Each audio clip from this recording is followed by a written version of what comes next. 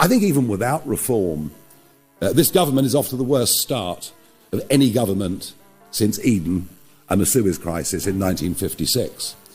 They are collapsing in terms of support. One of the arguments I made in the run-up to May the 1st was that many of our voters are people with alarms that go off at 5 o'clock in the morning. They go off to work. They work damned hard. And I think today, perhaps it's just a little opportunity for me perhaps to answer some of that. Reform really are now the party of working people. The scene outside a Labour campaign event this morning descended into chaos, fast, loud and completely unplanned. Within minutes, it turned from a routine political appearance into one of the most explosive moments of the UK election season. Protesters had gathered, anti-Labour signs in hand, chanting aggressively against the party's economic policies, immigration promises, and what they described as globalist betrayal. Police were on site, visibly tense but controlled, until the situation tipped over the edge. Before we move on, I'd like to ask you a small favour. If you appreciate this content, please take a second to like this video and subscribe to the channel. Over 98% of you watch the videos without subscribing. It costs you nothing, but it makes a huge difference to us. So, did you click the subscribe button? Great. Thank you so much. Now back to the video. Dozens of protesters, some wearing Reform UK badges, refused to move when asked. Officers began warning them of arrest under public order regulations. They ignored the warnings. Chants grew louder, the crowd swelled and tensions boiled over. Then, as officers moved in to begin making arrests, an unexpected figure pushed through the line, Nigel Farage. The Reform UK leader didn't arrive quietly. Eyewitnesses say he strode in with purpose, shouting at officers to stand down. The footage is already everywhere. Farage standing between police and protesters, jabbing his finger at a sergeant, demanding to know why citizens were being silenced for speaking out against Labour. We protected those jobs. Would Nigel Farage have done the same? Absolutely not. And that's the question you have to ask about Nigel Farage. And he gave the answer on Tuesday. A resounding no. He set out economic plans that contained billions upon billions of completely unfunded spending. Can you trust him? Can you trust him with your future? Can you trust him with your jobs? Can you trust him with your mortgages, your pensions, your bills? This is Britain, he shouted. You don't arrest people for criticising politicians. You don't criminalise protest just because Keir Starmer doesn't like what he hears. Police paused. The arrests stopped. And in that single moment, Farage did what no other party leader had yet dared in this campaign. He turned civil unrest into a stage and made himself the headline. Inside the venue, the disruption rattled Labour's team. Starmer had just begun a press briefing when a staffer handed him a phone. Whispering quickly, his face changed. Cameras caught the moment, his jaw tightening, his words slowing, his expression hardening.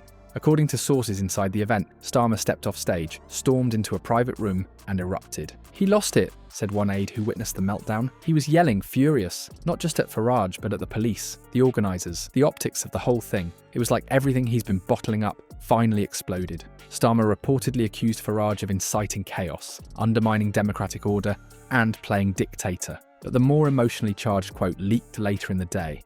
If we let this go unchecked, it's not just the election we'll lose, it's the country. The Labour campaign has been under growing pressure in recent weeks. Polls have tightened, the party's economic messaging has faltered, and Starmer himself has struggled to shake off criticisms that he's too cautious, too scripted, too disconnected from everyday voters. The last thing they needed was Farage showing up, uninvited, and flipping the entire narrative in a matter of seconds.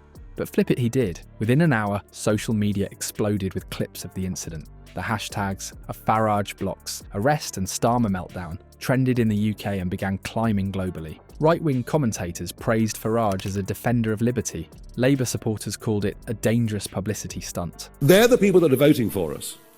And the great divide that is opening up in British society is between those that get up and go to work, pay an ever-increasing tax burden, and then we come to the Prime Minister himself. And whilst I don't bear him any personal grudge, I don't think there's any malice in him at all, it's clear to me this man doesn't believe in anything. The new Prime Minister had to refer to his notes, scripted to the nth degree, clearly without any great feeling, meaning or passion for the job that was ahead. But perhaps most damning for Starmer were the neutral voters who simply asked, why is this happening under Labour's watch? Farage, sensing victory, wasted no time. He appeared on GB News that afternoon, smiling, confident, and ready to pour salt in the wound. We are seeing a Labour Party that no longer believes in open debate, he said. They want managed images, controlled messages, and anyone who doesn't clap gets removed. I stood between those police officers and those protesters because someone had to. Starmer clearly won't. Labour scrambled to regain control. Their press office released a tightly worded statement accusing Farage of politicising police work and endangering public safety. Starmer later addressed the media, his tone visibly strained. There are laws in this country, he said, and we follow them, not override them with cameras and sound bites. But by then the damage had been done. He was on the defensive, Farage was dominating the airwaves, and the headlines wrote themselves. This wasn't just a campaign stumble. For Starmer, it was a moment of deep political exposure. For months his team has tried to frame him as the safe pair of hands, calm, competent, forward-looking. But today he looked rattled, reactive, and cornered by a rival who thrives in chaos. And Farage, master of populist disruption, knew exactly what he was doing. In Reform UK headquarters, the incident was celebrated. One strategist was overheard saying, "We couldn't have planned that better if we tried." The footage was immediately clipped, repackaged, and sent across social channels with the caption, "Who's really defending free speech in Britain?" Meanwhile, senior Conservatives were reportedly fuming.